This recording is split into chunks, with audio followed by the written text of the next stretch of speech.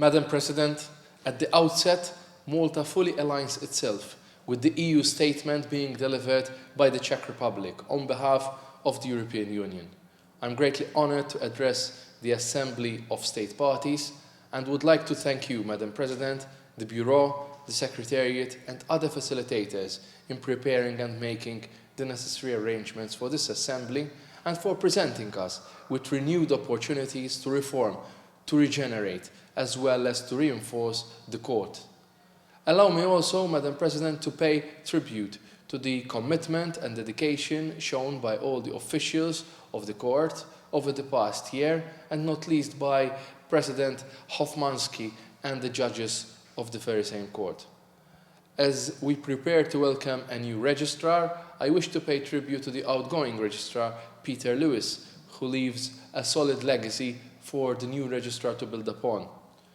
During their first year in office, Prosecutor Khan and his deputies have shown remarkable leadership. I wish to once again reassure him and his office of Malta's unwavering support, which this year we sought to demonstrate also through a voluntary contribution. This year we commemorated the 20th anniversary since the entry into force of the Rome Statute and the setting up of a permanent international court, a court that seeks to bring to justice people responsible for the most atrocious crimes, individuals that national courts were unable or unwilling to pursue.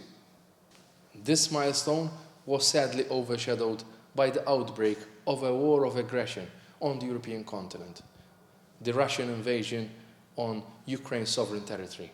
Increasingly, we receive reports of war crimes and crimes against humanity being committed not too far from where this Assembly is gathering.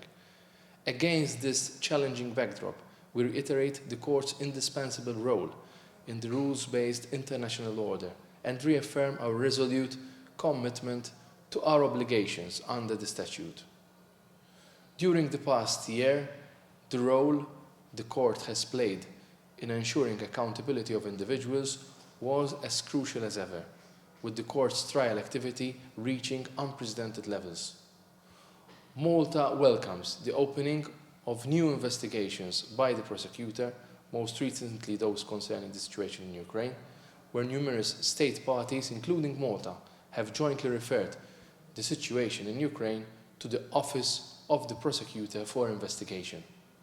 There has never been a more pressing time for state parties to renew their commitment to the Court, to reaffirm our beliefs and our adherence to the values and principles of the Court. No efforts must be spared to ensure timely accountability for long-term peace and justice. Madam President, as an elected member of the United Nations Security Council for the coming 2 years, Malta notes that improvement in the relationship between the Court and the Security Council is certainly desirable. We know that so far only 2 situations have been referred to the Court.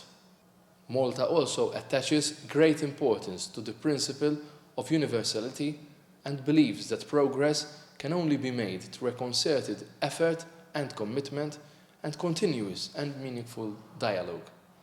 As state parties, we must also ensure that survivors' voices are heard and that their suffering is duly acknowledged.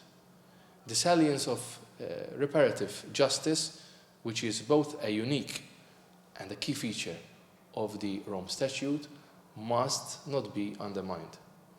It is for this reason that this year, to demonstrate our firm support to the ICC and its indispensable role in delivering justice to victims of heinous crimes, Malta has made a second voluntary contribution to the Trust Fund for Victims.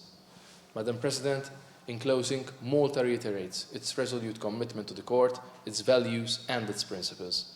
We encourage fellow state parties to look to the coming year as a year which is presenting us with a unique opportunity to play our role in further strengthening the Court and reinforcing its role in ending impunity and bringing perpetrators of war crimes, crimes against humanity, the crime of aggression and genocide to justice. Thank you.